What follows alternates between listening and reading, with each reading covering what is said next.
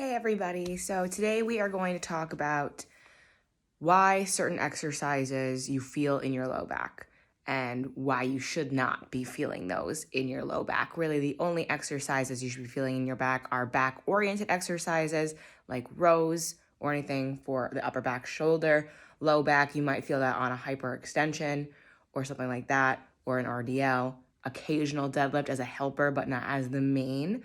Other than that, you really shouldn't be feeling anything in your low back when you're doing upper body or lower body exercises.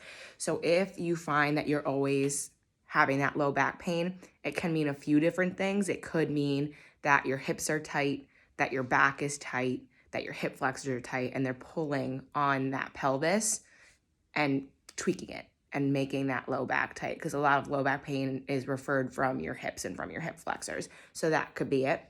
Your glutes could also be tight. They could be underactive as well. Same thing goes with those lower back muscles.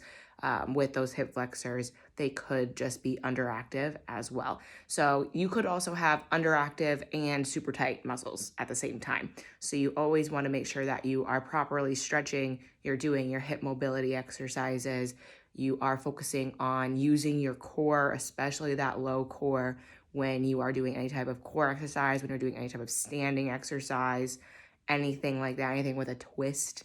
Always want to be using that core. For those of you that have taken my classes before, you'll hear me say, make your pelvis into a C shape, belly button goes up in between your rib cage, those type of cues to kind of help you figure out, oh, this is what this is supposed to feel like.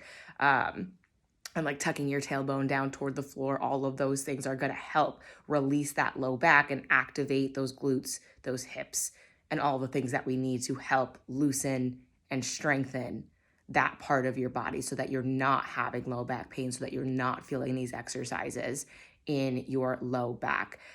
If you want, I can also do another video later on this week and kind of show you some of those hip mobility exercises as well, and a few great stretches to kind of help open up those hips and make it so that they are mobile, flexible, and that you won't have back pain. So just let me know in the comments if you would also like that. Other than that, have a good night, guys.